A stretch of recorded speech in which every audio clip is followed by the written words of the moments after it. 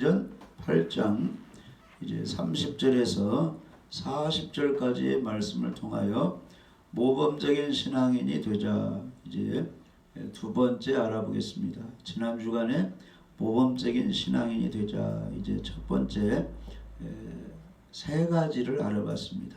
모범적인 신앙인은 복음을 전하는 사람이다. 그래서 사도행전 8장에 보면은 두 사도가 주의 말씀을 증언하여 바란 후 예루살렘으로 돌아갈새 사마리아인의 여러 마을에서 복음을 전하니라. 그러니까 베드로와 요한도 기도하며 준비했다가 이곳저곳 다니면서 복음을 증거한 것을 볼 수 있습니다. 그리고 사도행전 8장 35절에 보시면 빌립 집사가 입을 열어 이 글에서 시작하여 예수를 가르쳐 복음을 전하니 그랬습니다. 그러니까 옛날에 초대교회 때는 사도들이 되었든지 집사가 되었든지 성령의 권능을 받아 이 마을 저 마을 다니면서 사람을 만날 때마다 예수님을 가르치고 복음을 전하였다는 겁니다. 그래서 오늘날도 믿음이 좋은 신앙의 모범을 가진 사람은 복음 전도를 잘하게 되어 있습니다. 우리 예수님은 이 땅에 계시면서 제자들과 함께 복음을 증거했습니다. 자, 마가복음 1장 15절 한번 봅시다.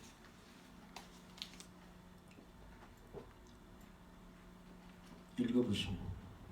이르시되 때가 찼고 하나님의 나라가 가까이 왔으니 회개하고 복음을 믿으라 하시더라. 아멘. 그래서 우리들의 때가 있습니다. 사람이 살아갈 때가 있고 활동할 때가 있고 죽을 때가 있는데 이 세상 끝날 때가 있어요. 그러면 우리는 지옥 가면 안 됩니다. 하나님 나라를 가야 돼요. 그러려면은 회개하고 복음을 믿으라. 여기 회개는 예수님 안 믿었던 거, 천지를 창조하신 하나님을 섬기지 않았던 거, 이런 것을 회개하고 복음을 믿으면 하나님 나라에 들어갈 수가 있습니다. 구원을 받게 되어 있습니다. 그래서 이제 예수님을 믿는 사람들은 예수님의 제자는 어느 곳에 가든지 이제 복음을 잘 전하게 되어 있습니다. 그래서 사도 바울은 고린도전서 1장 17절 18절에 그리스도께서 나를 보내시면 침례를 베풀게 하려 하심이 아니요 오직 복음을 전하게 하려 하심이라 돼요. 말을 지혜로 하지 아니하면 그리스도의 십자가가 헛되지 않게 하려 함이라. 십자가의 도가 멸망하는 자들에게는 미련한 것이요 구원을 받는 우리에게는 하나님의 능력이라 이렇게 말씀하고 있습니다. 그러니까 사도 바울은 이곳저곳 다니며 뭐 세례나 주고 침례나 주고 이런 걸 하라고 하나님이 보낸 것이 아니고 오직 복음을 전하여서 한 영혼을 구원시키기 위해서 사도 바울에게 사명을 주셨다는 겁니다. 십자가에 도라는 것은 십자가에 흘리신 예수 그리스도의 그 보혈의 피가 우리의 죄를 구원한다는 내용입니다.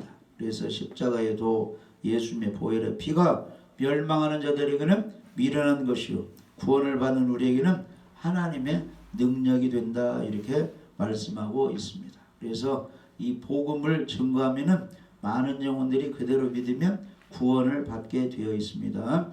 이 복음은 무엇이냐면은 우리 사람은 죄인인데 예수님이 구원자라는 겁니다. 십자가에 죽으시고 부활하신 예수님이 구원자라는 거예요. 그러니까 죄인들이여 지옥에 가지 말고 구원자 예수를 믿어서 천국 가라는 소식이 복음의 복된 소식입니다. 그래서 복음을 정확하게 이야기하면 우리 예수님께서 우리 죄를 위하여 십자가에 죽으시고 부활하셨으니 그 예수 믿으면 모든 죄가 용서되어서 천국 간다는 그런 소식이 복음이 되겠습니다. 그래서 우리들은 어디에 있든지 복음을 증거해야 됩니다. 대모임 가서도 복음을 전해야 돼요. 여행 가서도 복음을 전해야 돼요. 숙소에 가서도 시간 나는 대로 복음을 기회 있는 대로 잘 전해야 됩니다. 그래서 진짜로 믿음 있는 사람들은 복음을 잘 전하게 되어 있습니다. 두 번째로 모범된 신앙인은 예배를 잘 드리는 사람이라고 하였습니다.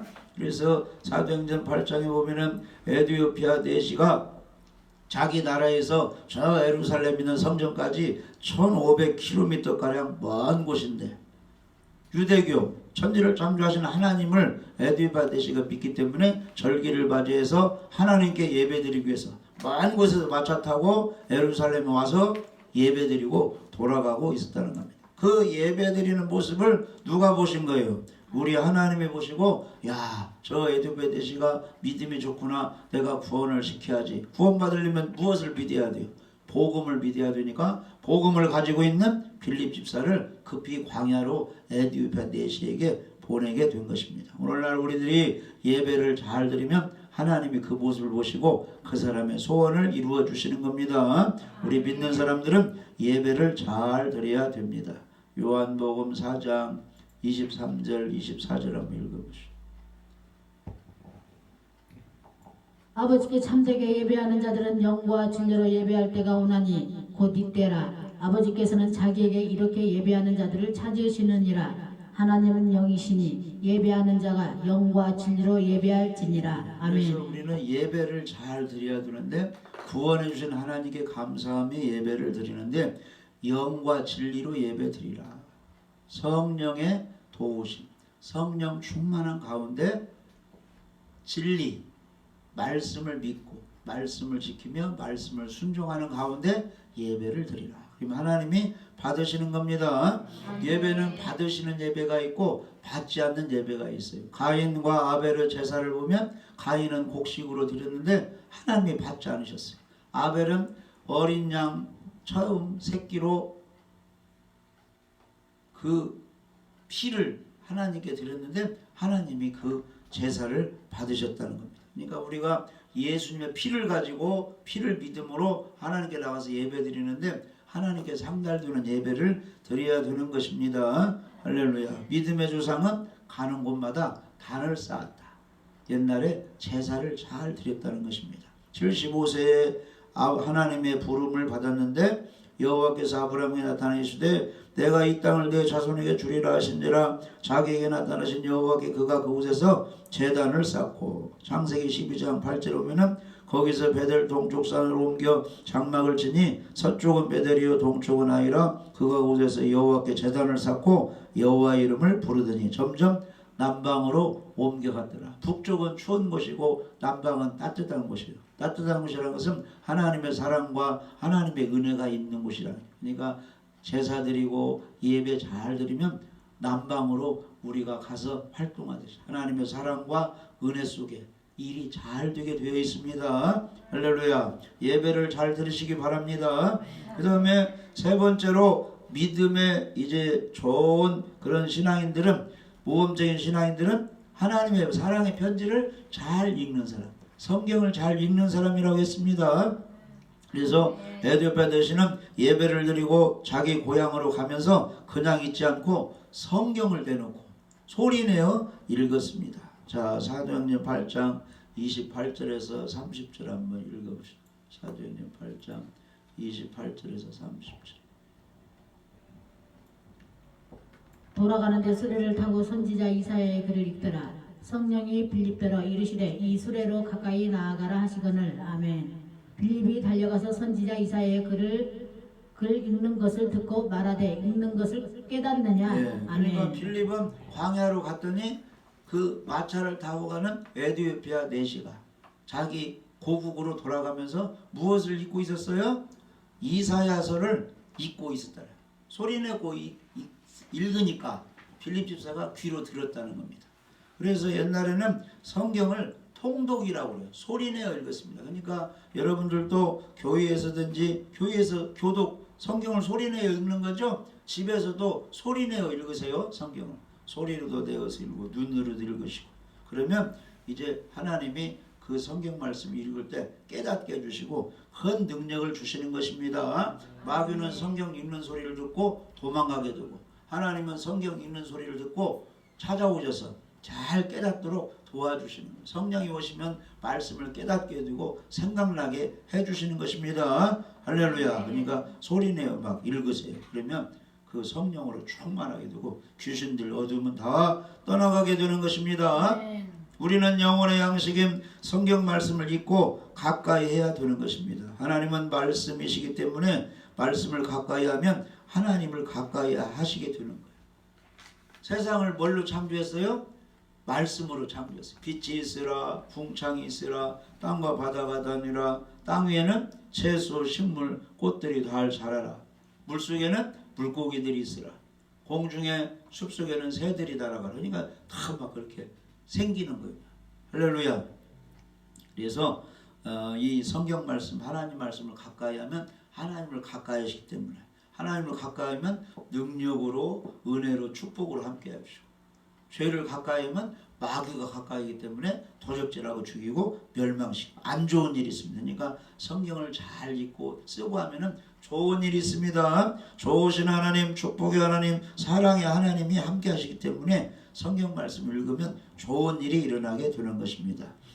히브리서 4장 12절에는 하나님의 말씀은 살아있고 활력이 있어 좌우에 날선 어떤 것보다도 예리하여 혼과 영과 및 관절과 골수를 찔려 쪼개기까지 하며 또 마음의 생각과 뜻을 판단하나니. 그러니까 하나님의 말씀은 살아있기 때문에, 힘이 있기 때문에, 능력이 있기 때문에 말씀이 들어오면 죄를 회개하게 하고 거짓을 멀리하게 하고 병줄을 끊어버리고 귀신 달라붙은 거 다 떨어내버리고 귀신을 쫓아내버리고 우리의 모든 것을 다 수술해서 깨끗하게 건강하게 바른 신앙으로 만들어준다는 겁니다.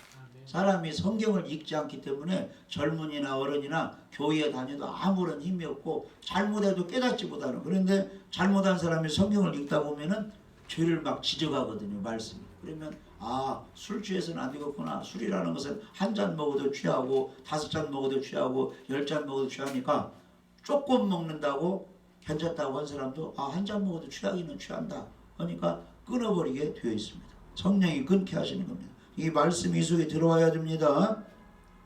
자, 시편 119편 50절 한번 읽고, 시편 119편 50절.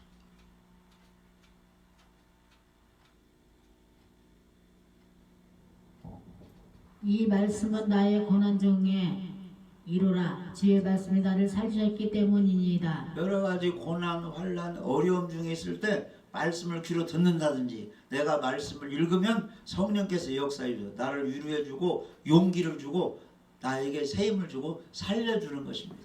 그러니까 우울에 빠져가지고 자살에 죽어야지 하는 사람이 어느 날 성경을 읽으면 그 말씀이 딱 그 사람을 자살하지 않도록 살리는 힘을 주시는 겁니다.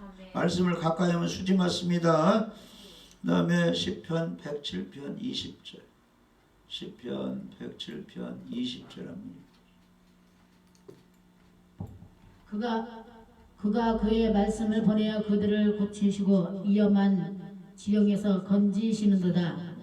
나쁜 사람들이 나를 해롭게 하려든지 또 어둠 가운데 또 안 좋은 환경이 있을 때, 위험한 지경이 있을 때 성경 말씀을 떠올린다든지 말씀을 암송한다든지, 할렐루야, 어려움 중에 말씀을 읽고 묵상할 때 위험한 지경에서 그 말씀이 건진다. 말씀이 하나님이시니까, 말씀이 예수님이시니까, 말씀으로 성령님이 역사하시니까 하나님이 함께 하신다는 겁니다. 할렐루야. 그러니까 말씀을 마음속에 많이 새기고 암송도 하고 유익해야 됩니다. 옛날 이제 시골길에 갈 때, 밤에 갈 때는 등불도 없으니까 캄캄하고 어둡잖아요. 그럴 때 찬송을 부르고 간다든지 말씀을 막 이제 외우고 가면은 하나님이 함께해서 어두운 두려움을 다 제거해 주시는 것입니다. 저가 그 말씀을 보내어 저희를 고치사 유경에서 건지시는도다. 그 다음에 시편 119편 이제 105절 말씀은 어둠 가운데 우리의 빛이 등이 되어주시는 것이 하나님의 말씀이다 그랬습니다. 할렐루야. 시편 119편 105절. 주의 말씀은 내 발의 등이요 내 길의 빛이니이다. 하나님 아멘. 말씀을 잘 읽고 말씀 순종하며 말씀 지키며 가면은 그 말씀이 나의 길에 등불, 빛이 되기 때문에 낮이나 밤이나 말씀 따라가면 피해받지 않고 어려움 당하지 않고 공격당하지 않고 천사가 도와주고 성령이 도와주고 하나님이 함께 하시기 때문에 밝은 길로 천국까지 잘 형통의 길로 갈 수 있다는 것입니다. 그러니까 하나님께서 여호수아에게 내가 모세와 함께 된 같이 너와 함께 있을 테니까 너는 주님의 말씀을 주야로 묵상하고 좌우로 치우치지 말고 그 길로만 가라는 겁니다.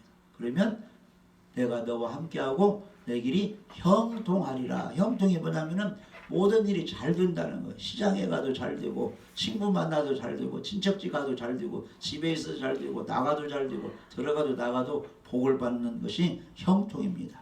하나님 말씀을 가까이 하고 주야로 묵상하면 형통의 복을 주시는 것입니다. 그래서 성경에 보면은 에스겔 3장에는 이 두루마리 말씀을 먹어가지고 창자에 꽉 채우라 그랬습니다. 순대를 보면 뭘로 채웠어요? 거기 이제 돼지 내장 여러 가지 이제 고물 섞어가지고 꽉 채워가지고 맛있게 먹는 거죠. 이 창자에 죄로 채우지 말고 다른 걸로 채우지 말고 하나님의 말씀으로 가득 채우라는 겁니다. 많이 읽고 듣고 쓰고 하세요. 그러면 이 속에 싹 말씀이 쌓여가지고 그 말씀이 하나님의 능력이기 때문에 엄청난 능력을 가지고 이단으로 가진 사람들이 어떤 사람들이 말씀에 지식이 없는 사람들이 다 그래요. 잘못 배워가지고. 할렐루야. 말씀을 가득 채우시기 바랍니다. 헐떡거리면 받아 먹으라는 거예요. 아멘 하라는 거예요. 그래서 자 베드로전서 2장 2절 한번 읽어보세요. 베드로전서 2장 2절 읽어보시죠. 갓난 아기들 같이 순전하고 신령한 젖을 삼어라. 이는 그로 말미암아 너희로 구원에 이르도록 자라게 하려 함이라. 그래서 어린애들이 젖을 먹고 나이 먹으면 이제 이유식 나중에 밥을 먹듯이 또 청년 되면 막 단단한 것도 먹듯이 갓난아이가 가지고 순전하고 신령한 젖 하나님 말씀을 사모하라는 구원의 말씀도 먹고 치료의 말씀도 먹고 능력의 말씀도 먹고 단단한 신분도 먹고 요한계시록 말씀도 먹고 어떤 말씀이 다 소화해서 그대로 순종하고 실천하라는 것입니다. 그래서 최고의 믿음 있는 사람들에게 예수님이 원하는 것은 죽도록 충성하라. 몸이 부서지도록 충성하라는 거예요. 목숨 내놓고 충성하라는 거예요. 그러면 큰 상을 주신다. 그런데 어린아이 같은 사람이 죽도록 충성하라고 주님이 말 못하는 거죠. 어린아이는 잘하라는 거예요. 말씀 많이 배우고 순종하고 잘하라 이렇게 하고 신앙이 좋은 사람은 죽기까지 순종하고 마귀와 싸워 이기고 전신갑주로 무장하라 이렇게 주님이 요구하시는 것입니다. 할렐루야. 그래서 모범적인 신앙인은 주님의 말씀을 사모하고 많이 읽는 사람입니다. 그 다음에 네 번째 모범적인 신앙인은 성경 교육을 잘 받습니다. 지도자로부터 성경 공부를 잘하는 사람이 믿음이 좋은 사람이에요. 믿음이 없는 사람은 성경 공부하자고 하면 도망가 버리고 믿음이 좋은 사람은 하나라도 더 배우려고 스승 만나가지고 공부를 잘하는 사람이 모범적인 신앙인입니다. 예수님의 제자들은 예수님한테 먹고 자면서 함께 전도하고 예수님께 안수받고 능력받으면서 사역을 했어요. 많이 배웠습니다. 예수님은 집에 있든지 해변에 있든지 산에 있든지 많이 가르쳤어요. 그러니까 모범적인 신앙인은 자기 멘토가 지도자의 지도자. 멘토링은 공부하는 사람. 멘토는 가르치는 사람. 선생님. 그래서 이 신앙이 좋은 사람은 선생님 만나가지고 공부를 잘해서 나중에 자기가 또 선생이 돼가지고 제자를 많이 양육하는 사람. 이 사람들이 믿음이 좋은 사람입니다. 에티오피아 내시는 성경을 읽었으나 성경의 내용을 모르고 무슨 말씀인지 잘 깨닫지 못했습니다. 그래서 빌립 집사, 빌립 전도자를 만나가지고 자기 수레에 올라타라고 했어요. 좀 이 말씀의 뜻을 좀 가르쳐 달라고 했습니다. 그래서 믿음이 좋은 사람은 모르는 거 있으면 배우려고 노력하는 사람이 믿음이 있는 사람입니다. 자, 사도행전 8장 30절 31절 한번 읽어보세요. 30절 31절 빌립이 달려가서 선지자 이사야의 글을 읽는 것을 듣고 말하되 읽는 것을 깨닫느냐? 대답하되 지도해 주는 사람이 없으니 어찌 깨달을 수 있느냐 하고 빌립을 청하여 수레에 올라 같이 앉으라 하니라. 빌립 집사가 성령의 감동으로 마차에 가까이 가니까 성경을 읽는 소리가 나는 거예요. 보니까 이사야서를 읽고 있으니까 빌립 집사님이 가서 읽는 것을 깨닫습니까? 무슨 뜻인지 이해하고 있습니까? 하니까 에티오피아 내시가 이렇게 말하는 거예요. 대답하되 지도해 주는 사람이 없으니 나에게 가르쳐 주는 선생이 없으니 어찌 내가 깨달을 수 있습니까? 그냥 읽을 뿐입니다. 그러면서 빌립 집사님에게 이 수레에 올라타세요. 좀 알려주세요. 이렇게 했어요. 근데 나중에 유익됐어요? 손해봤어요? 유익이 됐어요. 그러니까 이렇게 하다가 뭔 내용 잘 모르면 아는 사람한테 배우는 사람이 지혜로운 사람. 그리고 또 지도해 주는 사람이 당신 보니까 잘 모르는 것 같은데 공부 좀 해야 되겠습니다 하면은 겸손하게 그래요. 나 좀 알려주세요. 내가 그거 궁금했어요. 이런 사람이 겸손하고 나중에 믿음이 크게 자랄 사람이라는 겁니다. 할렐루야. 교육은 평생 교육이라고 했습니다. 성경은 방대한 내용이 기록이 되어 있습니다. 끊임없이 배워서 자기에게 적용시키고 잘 배워서 모르는 사람에게 가르치고 특히 이 부모들은 자녀들에게 잘 가르쳐 줘야 돼요. 할렐루야. 교회에서는 한계가 있어요. 그냥 예배드리고 끝마치게 됐어요. 교육은 가정에서 이 신앙이 있는 부모가 자녀들에게 차근차근 잘 가르쳐 줘야 됩니다. 할렐루야. 가르쳐 주려면 우리가 잘 배워야 되겠죠.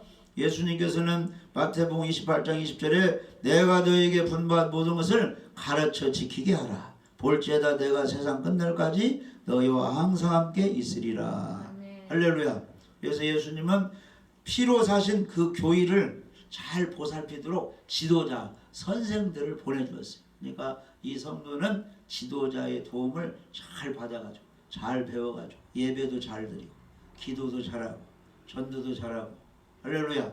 말씀도 잘 배워서 실천해서 축복을 받아야 되는 줄 믿어집니다.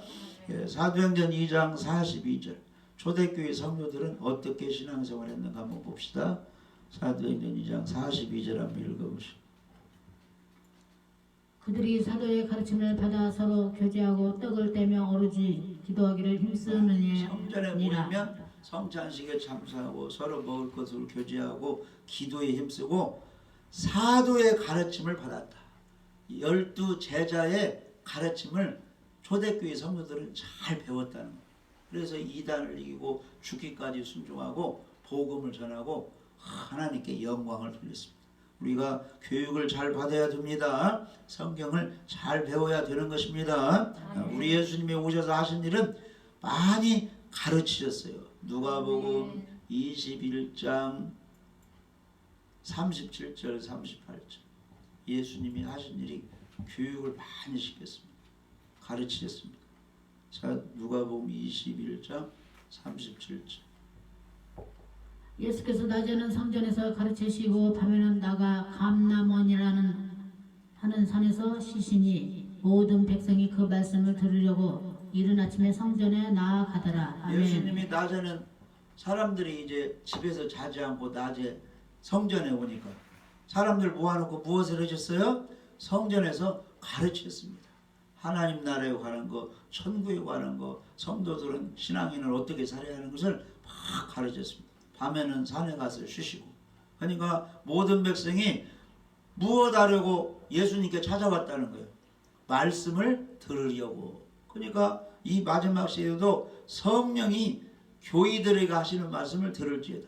귀 있는 사람은 성령이 교회들에게 하시는 말씀을 잘 귀담아 들으라는 거예요. 말씀을 잘 들으라는 것입니다. 믿음이 어디서 생기는 거예요? 믿음은 들음에서 나는 거예요. 교회 와서 예배 드릴 때 성령 말씀 잘 들을 때 졸지 않고 귀로 잘 들을 때 아멘 하면은 믿음이 생기는 이 믿음을 선물로 주시는 겁니다. 하나님이. 이 귀로 잘 들으세요. 성경을 읽으세요. 그러면 믿음이 자라나게 되어 있습니다. 할렐루야. 믿음이 크게 되면은 믿음의 방패가 있어가지고 어둠의 공격 세력을 다 이겨내고 승리할 수가 있습니다. 할렐루야. 그래서 모험적인 신앙인은 네 번째 가르침을 잘 받게 되어 있습니다. 그 다음에 다섯 번째로 믿음 있는 신앙인은 따라서 보세요. 예수님을 믿고 침례를 받는 사람입니다. 침례를 받는 사람입니다. 모험적인 신앙인은 주님을 믿고 복음을 받아들이고 침례를 받는 사람이 세례를 받는 사람이 믿음이 좋은 사람이에요. 어떤 사람은 교회에 오래 다니는데 세례도 안 받아. 성찬식 참여해요. 왜 그러냐 하니까 아직 하나님 뜻대로 살지 못해서 아직 받지 않는다고 했습니다. 그런데 하나님 말씀에 순종해서 복음을 듣고 믿고 침례받은 사람은 구원을 받을 것이요 이렇게 말하기 때문에 그 말씀에 잘 순종해서 믿음 있는 사람은 세례 침례를 잘 받게 되어 있습니다. 할렐루야. 빌립 전도자한테 복음에 대해서 가르침을 받은 이 에디오피아 대신은 즉시 내가 예수님을 구원자로 믿을 테니까 저 물이 있으니까 나에게 세례를 침례를 주시오 해가지고 함께 가가지고 이제 빌립 집사가 이제 침례를 주었다는 것입니다. 그러니까 믿음이 있는 사람은 주님을 사랑하는 사람은 주님 말씀에 순종해서 믿고 침례도 받고 성찬식에 거룩한 모습으로 잘 참여하게 되어 있습니다. 할렐루야. 사도행전 8장 36절 한번 읽어보시죠. 사도행전 8장 36절. 길 가다가 물 있는 곳에 이르러 그 내시가 말하되 보라 물이 있으니 내가 세례를 받음에 무슨 꺼리낌이 있느냐. 그러니까 나에게 지금 믿고 침례 받는 사람은 구원을 받는다고 빌립 집사가 전도를 했는데 물이 있으니까 나 빨리 받고 싶어요. 구원 받고 싶어요. 그러니까 세례 침례를 달라고 했다는 것입니다. 그래서 모범적인 신앙인은 주님 말씀에 순종해서 믿고 침례, 믿게 세례도 받고 성찬식에 잘 참여하게 되어 있습니다. 할렐루야. 고넬료도 베드로 사도에 의해서 복음을 듣고 그들이 다 예수님을 영접하게 되었고 세례를 다 받게 돼요. 사도행전 16장에 보면은 빌립보의 그 간수 집안도 다 바울을 통해서 복음을 듣고 주 예수를 믿으라 그리하면 너와 내 집이 구원을 받으리라 해서 예수님 믿고 집에 있는 모든 사람들이 세례 침례를 함께 받은 것입니다. 모범적인 신앙인은 예수님을 믿고 복음을 받아들이고 침례를 받는 것입니다. 우리가 침례를 받을 때 세례를 받을 때 이 의미를 잘 알아야 돼요. 세례 침례 의미가 무엇이냐면은 따라서 보세요. 예수님과 함께 죽고 예수님 부활과 함께 나도 부활된 것을 믿는다. 그런 뜻이 있어요. 이 세례 침례가 골로새서 2장 12절 말씀 한번 읽어보세요.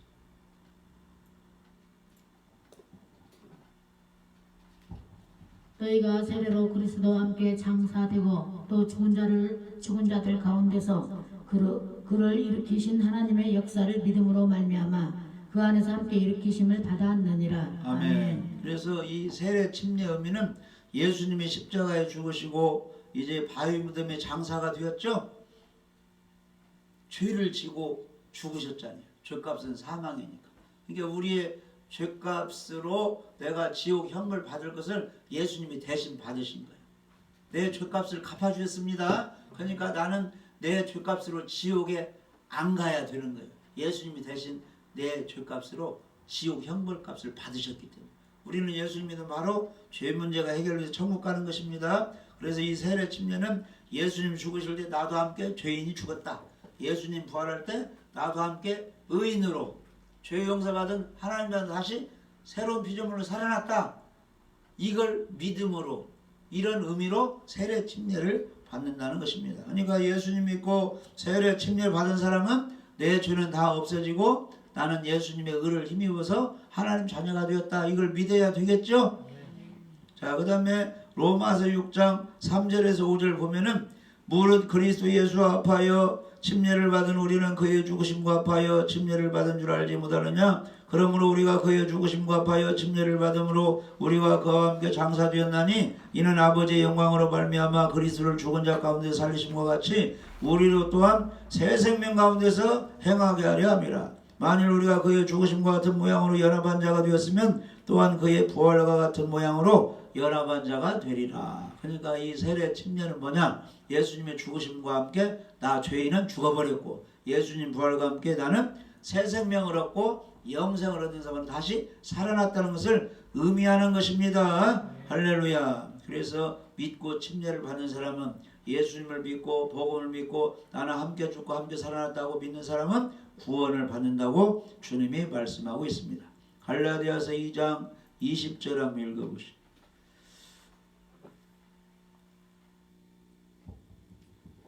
내가 그리스도와 함께 십자가에 못 박혔나니 그런즉 이제는 내가 사는 것이 아니요 오직 내 안에 그리스도께서 사시는 것이라. 이제 내가 육체 가운데 사는 것은 나를 사랑하사 나를 위하여 자기 자신을 버리신 하나님의 아들을 믿는 믿음 안에서 사는 것이라. 아멘. 그러니까 우리가 지금 사는 것은 내 안에 누가 계시다? 예수님이 계시다. 그래서 내가 예수님을 믿음으로 구원받고 죄 용서받고 하나님 자녀가 되었다. 이 믿음으로 사는 것입니다. 이런 믿음으로 사는 사람은 지금 죽으면 어디 가는 거예요? 지옥 가지 않고 천국 가는 거예요. 그러니까 당신은 지금 죽으면 천국 갈 수 있습니까? 하면은 예, 지금 죽으면 천국 갈 수 있습니다. 왜 갈 수 있습니까? 우리 예수님이 죽으시고 부활해서 내 모든 죄를 용서했기 때문에 나는 죄 용서받고 의인되어서 지금 죽어도 예수님의 피로 천국 갈 수 있습니다. 이렇게 대답할 수가 있는 것입니다. 그 다음에 마지막으로 모범적인 신앙인은 슬프게 근심하며 사는 게 아니고 기쁘고 즐겁게 사는 것입니다. 할렐루야. 이게 중요합니다. 우리는 구원받은 사람이죠. 우리는 예수님 믿는 사람이죠. 그러니까 기쁘고 즐겁게 평안하게 살아야 되는 것입니다. 에디오피아 대신은 복음을 듣고 함께 침례를 받고 슬프게 고국으로 돌아갔어요. 기쁨으로 고국으로 돌아갔어요. 사도행전 8장 39절 한번 보시죠. 사도행전 8장 39절 이제 구원을 받았어요. 세례 침례받고. 둘이 물에서 올라올세 주의 영이 빌립을 이끌어간지라 내시는 기쁘게 길을 가므로 그를 다시 보지 못하니라. 아멘. 성령이 이 빌립 집사가 이사야 53장 말씀을 통해서 도살을 양같이 끌려가고 잠잠하게 말하자 어린 양같이 고난받으신 분은 예수 그리스도다. 예수님은 피 흘려 죽으시고 3일 만에 부활하셨다. 그 예수님 믿으면 그리스도로 주님을 영접하고 침례를 받으면 구원을 받는다 하니까 에도베데시가 함께 물로 가서 이제 침례를 받고 구원을 받으니까 빌립 집사의 하는 일은 끝이 났죠.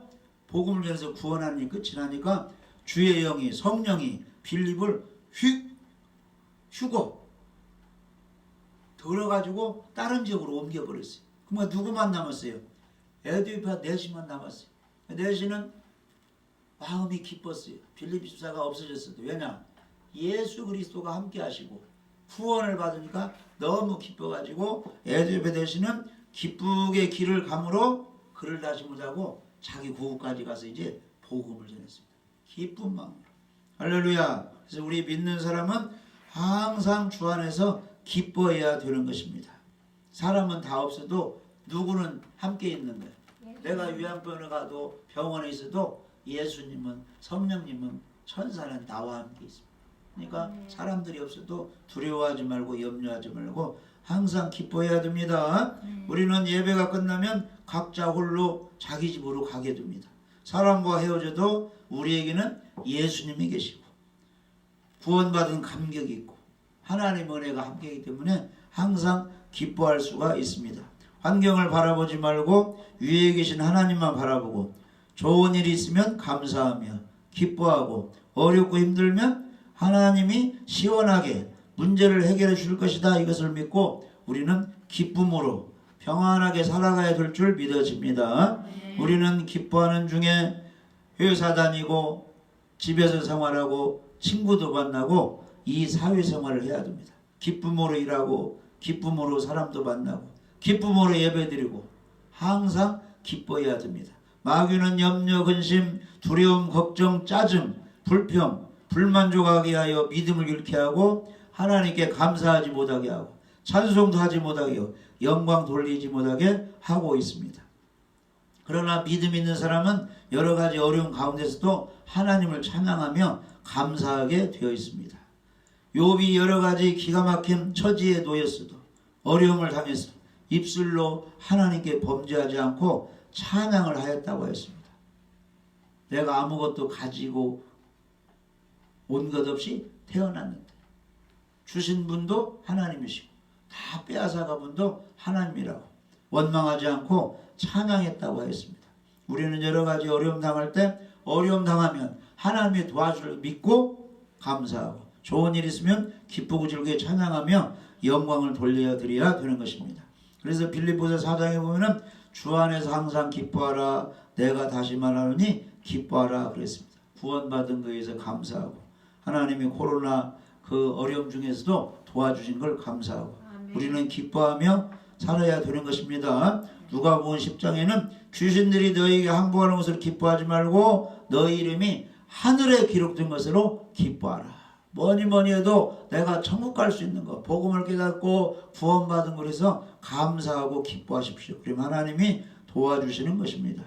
느헤미야 8장 10절 한번 읽어보시죠. 느헤미야 8장 10절. 더군다나 예배드리는 날은 항상 기뻐해야 됩니다.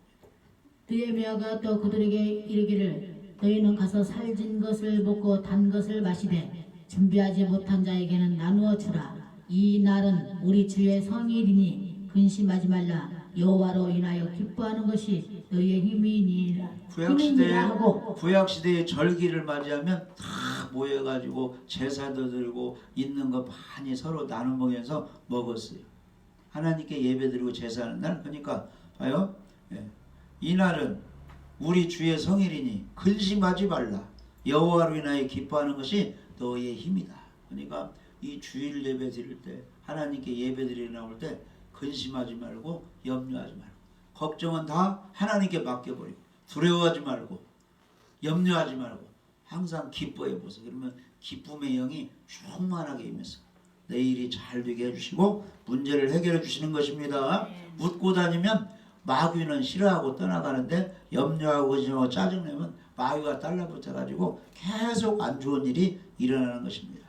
이날은 주의 성일이니 예배드리는 날은 근심하지 말고 기뻐하라. 이게 너희의 힘 능력이라고 하였습니다. 시편 37편 4절 한번 읽어보시죠.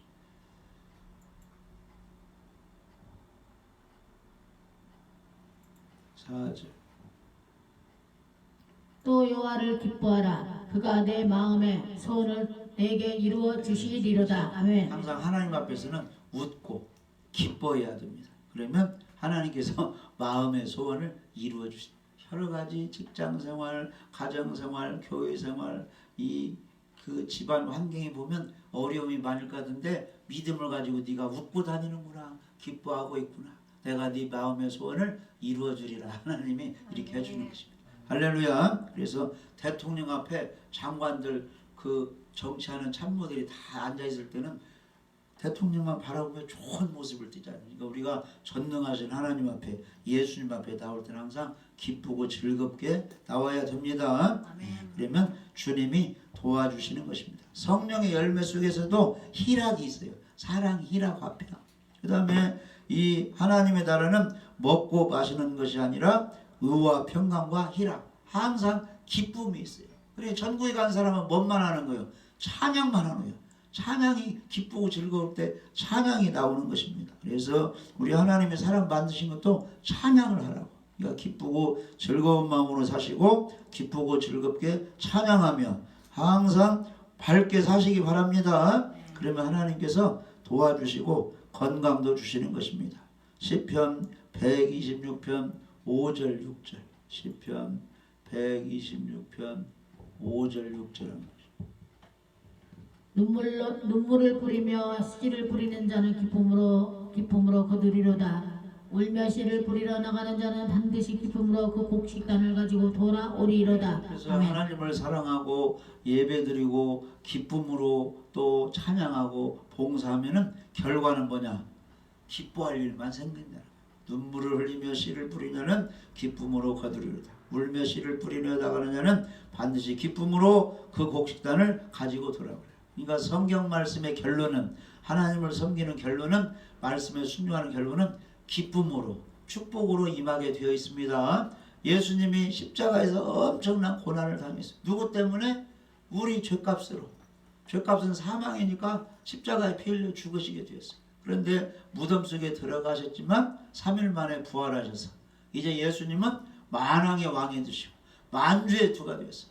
온 천지에서 경배를 받으시고 예수님의 만왕의 왕으로 천군 군사, 하늘의 군사를 이끌고 내려와서 그 그동안 하나님을 대적하고 예수님의 복음을 방해했던 그 악한 세력들, 이단 세력, 적그리스도, 이 거짓 세력들을 다 심판해서 지옥불에 처넣게 되고, 정말로 어려운 가운데서도 기쁨으로 주님을 섬기고 예배드리고 하나님께 영혼을 사람은 휴거시켜서 부활시켜서 주님과 함께 영원히 살게 해주시는 것입니다.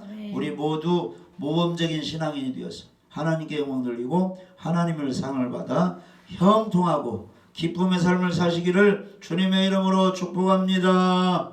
아멘.